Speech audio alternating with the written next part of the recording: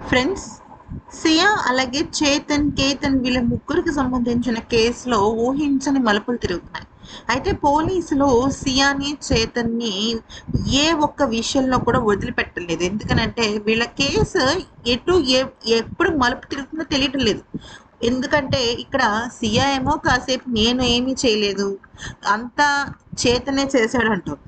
కాసేపు చేతనేమో నేనేం చేయలేదు, సియానే అంతా చేసింది అంటున్నాడు. కానీ ఆ సాక్ష్యాధారాలేమో వీళ్ళిద్దరూ కలిసే చేశారు అన్నట్టుగానే ఉంటున్నాయి. కానీ ప్రత్యక్షంగా వీళ్ళిద్దరూ కలిసి ఆ అబ్బాయిని తోస్తున్నట్టు ఎక్కడ ఐ విట్నెస్ లేదు. ఎస్, వాళ్ళు ఒప్పుకున్నారు ఖచ్చితంగా.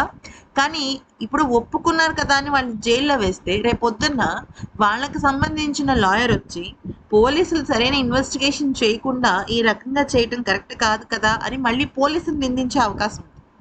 సో అందుకనే ఏ టు జెడ్ ప్రతి ఒక్క విషయం పోలీసులు ఇప్పుడు లోతుగా విచారణ చేపడుతున్నారు.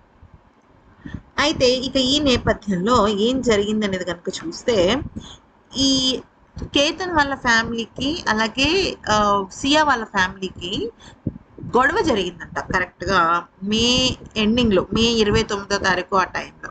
ఎందుకని అంటే మనకి అందరికీ తెలిసిన విషయం ఏంటంటే కేతన్ వాళ్ళు సియా కోసం దాదాపుగా 17 కోట్ల రూపాయలు విలువ చేసే ఒక కొత్త ఇంటిని నిర్మించారన్నమాట.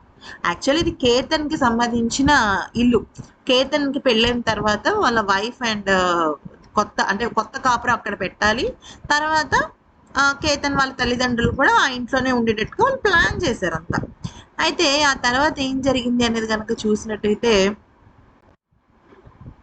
ఇంకా సరే అదంతా మనకు తెలిసిన విషయం. కానీ ఇక్కడ సియా తల్లిదండ్రులు ఏం చెప్తున్నారంటే అదేమీ లేదు, 17 కోట్లు లేవు, ఏమీ లేవు. మేమెంత ఇచ్చాము, వాళ్ళు ఎంత ఇచ్చారు, మేము కూడా అంతకు ఎక్కువే ఇచ్చాము.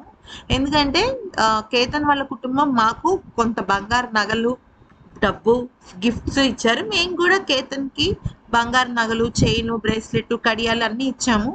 కాకపోతే ఏమైంది అంటే మధ్యలో సియా వాళ్ళ ఇల్లు మరమ్మత్తు పనులు చేస్తున్నారని చెప్పేసి చేయడం జరిగింది. వాళ్ళ నగల్ని కేతన్ ద్వారా కేతన్ వాళ్ళ ఇంటికి పంపించారు. అంటే పని వాళ్ళు ఉంటారు కదా, దొంగతనాలు లాంటివి జరగచ్చు కదా అని చెప్పేసి వాళ్ళు ఆ నగల్ని అక్కడ తీసుకువెళ్ళడం జరిగింది. అయితే ఈ సియా దొంగచాటుగా కేతన్ని 1 కోటి రూపాయలు అడగటము, 17 కోట్ల రూపాయలు పెట్టి కొనటము, ఇవన్నీ వీటికి సంబంధించి గొడవ జరిగింది. ప్లస్ జూన్ 14వ తేదీన ఏం జరిగిందంటే ఈ అబ్బాయిని తోసేసింది కదా.